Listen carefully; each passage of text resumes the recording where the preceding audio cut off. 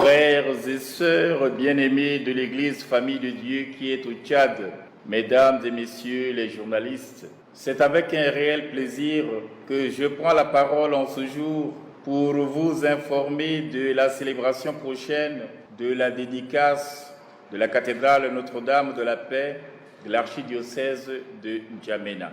C'est un événement, mais c'est une cérémonie très importante dans la vie de notre Église Famille de Dieu qui est à N'Djamena. Le projet qui a abouti à la construction de la cathédrale Notre-Dame de la Paix de N'Djamena est parti de l'initiative du colonel Leclerc et de ses compagnons, partis de N'Djamena en 1942 pour participer à la libération de la France. C'était initialement le projet d'une église mémoriale, d'une église souvenir à Notre-Dame des Victoires pour la remercier des victoires obtenues durant la guerre. Mais progressivement, le projet fut orienté vers la construction d'une cathédrale quand Fort-Lamy deviendra un diocèse. Commencée en février 1958, la cathédrale sera achevée puis consacrée le 28 mars 1965 et dédiée à Notre-Dame de l'Assomption. Dans la tourmente de la guerre civile, la cathédrale de N'Djamena se retrouvera sous les tirs croisés des combats de N'Djamena. Et malheureusement, le 30 avril 1980, elle fut atteinte par une bombe incendiaire et la toiture est partie en flammes, puis s'est effondrée, ne laissant debout que la structure porteuse en béton armé. Monseigneur Charles Van Damme, nouvel archevêque de N'Djamena, entreprit de la restaurer sommairement pour y reprendre le culte. Mais faute de ressources financières suffisantes, il a opté pour une toiture modeste et plus basse. Et la cathédrale fut réouverte au culte le 6 décembre 1986 et dédiée à Notre-Dame de la Paix. Monseigneur Mathias Ngarteri Mayade, son successeur, lancera le projet de restaurer la cathédrale Notre-Dame de la Paix à l'identique de celle de 1965. Avec un groupe de laïcs et l'aide des architectes locaux, le projet fut monté, comprenant la démolition et la dépose des ouvrages, la reprise des structures endommagées et le remplacement de la toiture, pour un coût total prévisionnel de 5,6 milliards de francs CFA. Des malentendus avec les autorités de l'État autour de l'aménagement de l'actuelle place de la Nation ont failli compromettre la réalisation de ce projet. C'est alors que le président de la République, feu maréchal Idriss Déby Itno, prit la courageuse décision non seulement de financer les travaux de restauration de la cathédrale, mais aussi d'offrir à l'Église catholique une basilique en reconnaissance de son engagement dans le développement social du pays. Les deux projets seront intégrés dans les grands travaux présidentiels. Les travaux de la restauration furent confiés au groupement des entreprises Sogea Satom SMC et sous la supervision technique du cabinet d'architectes BEX. Les travaux furent lancés le 22 juillet 2013 et devraient durer 18 mois. Mais à peine commencé, Monseigneur Mathias décède le 19 novembre 2013 et le chantier fut interrompu à cause de la crise financière. Dès ma prise en charge pastorale de l'archidiocèse le 15 octobre 2016, le projet fut relancé à partir de la demande pressante des fidèles catholiques lassés d'avoir une tente pour cathédrale. Et moi-même, je me lamentais en me disant que j'étais un évêque sans cathédrale.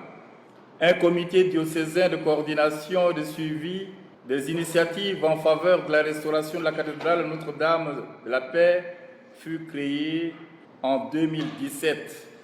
Des amis se mobilisent alors à l'extérieur comme à l'intérieur, notamment en France, avec la création de l'Association des Amis de la cathédrale Notre-Dame de la Paix de N'Djamena, tout cela pour créer des sympathies et des soutiens autour du projet. Des cotisations et des activités diverses, dont un concert lyrique, un dîner de charité, seront organisés en France. À l'intérieur du pays, outre les dons particuliers des amis et sympathisants, une levée de fonds sera organisée le 26 novembre 2017 pour toutes les paroisses de l'archidiocèse de N'Djamena et la contribution des autres diocèses sera reçue le 8 décembre de la même année lors de la fête patronale de la cathédrale le 8 décembre. C'est alors que Feu le Maréchal a mis son point d'honneur à concrétiser son engagement en faisant reprendre les travaux et n'eût été la pandémie du Covid-19, il se serait achevé en 2020. Mais le tragique destin l'a emporté le 20 avril 2020. Au terme de 10 ans qu'a duré la réalisation du projet, la restauration de la cathédrale Notre-Dame de la Paix, je voudrais simplement, au nom de toutes les communautés chrétiennes et religieuses de l'archidiocèse de N'Djamena, exprimer notre profonde gratitude et notre reconnaissance d'abord à ces deux illustres figures de notre histoire qui ont fait ce rêve et qui est devenu une réalité. Je citais Monseigneur Mathias Ngarteri et Feu Maréchal Idriss Déby Itno. Nous voulons aussi remercier tous les bienfaiteurs, donateurs de l'intérieur comme de l'extérieur, fidèles catholiques ou non catholiques qui nous ont accompagnés avec sympathie, patience et confiance dans la réalisation de ce chef-d'œuvre architectural. Frères et sœurs bien-aimés de Dieu, chers journalistes et communicants, nous avons officiellement informé les fidèles catholiques de l'archidiocèse de N'Djamena et les sympathisants de l'Église catholique de la célébration de la dédicace de la cathédrale pour le 29 avril prochain. La dédicace d'une église est une cérémonie très solennelle dans l'Église catholique par laquelle l'évêque consacre un édifice et le dédie au culte de Dieu, le soustrayant ainsi à tout autre usage profane. Il devient la maison de Dieu et un lieu de rassemblement du peuple de Dieu pour lui rendre un culte. L'édifice visible devient un signe particulier de l'Église en pèlerinage sur la terre vers l'Église établie dans les cieux. L'Église cathédrale est l'Église mère de toutes les églises du diocèse, car en elle se trouve le siège de l'évêque appelé cathédra, d'où le nom de cathédrale. Ce siège est le signe de l'autorité de l'évêque et le lieu ordinaire de l'exercice de son ministère. Pendant 10 ans, le siège était abrité par une tente, signe de précarité, mais désormais, il retrouvera sa place dans une vraie cathédrale. Je suis désormais un évêque, un pasteur comblé, et je suis reconnaissant au sacrifice des uns et aux prières des autres. La position de cette cathédrale en plein centre administratif et face à la place de la nation où se déroulent les cérémonies militaires et politiques est significative. Elle n'est pas loin de la grande mosquée du roi Faisal, elle-même à proximité du grand marché central, lieu de la vie économique. Ces deux monuments spirituels sont les témoins tacites de notre histoire passée et ont vocation de nous rappeler la continuité historique de notre pays. L'architecture, œuvre de l'architecte André Galérand, a été inspirée par les cases locales, en particulier les cases en obus de Massa et de Mousgoum.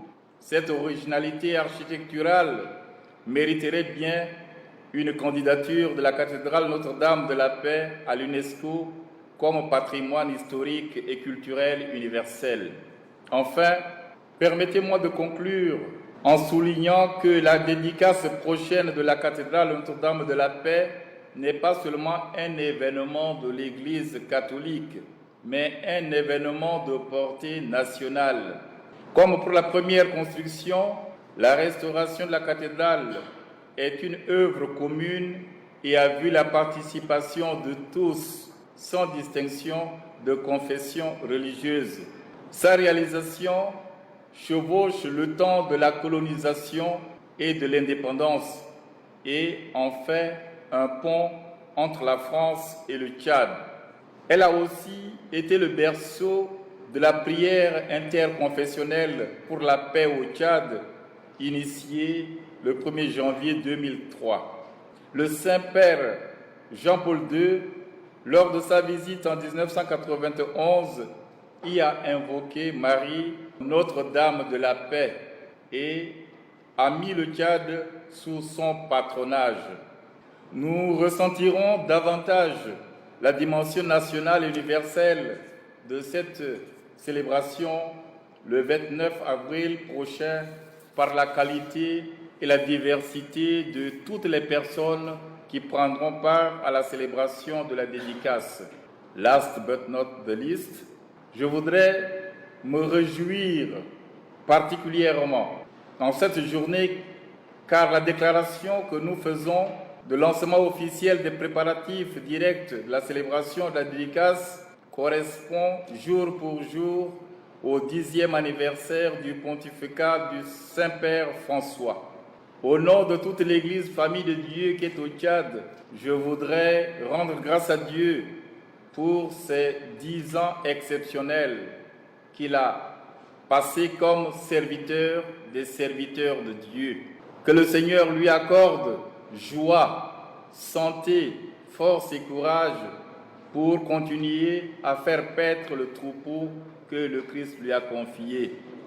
Frères et sœurs bien-aimés de Dieu, chers journalistes et communicants, je voudrais vous remercier sincèrement d'avoir répondu à cette invitation pour ce point de presse et vous remercier par anticipation pour tout ce que vous ferez pour donner à cet événement la dimension qu'il mérite.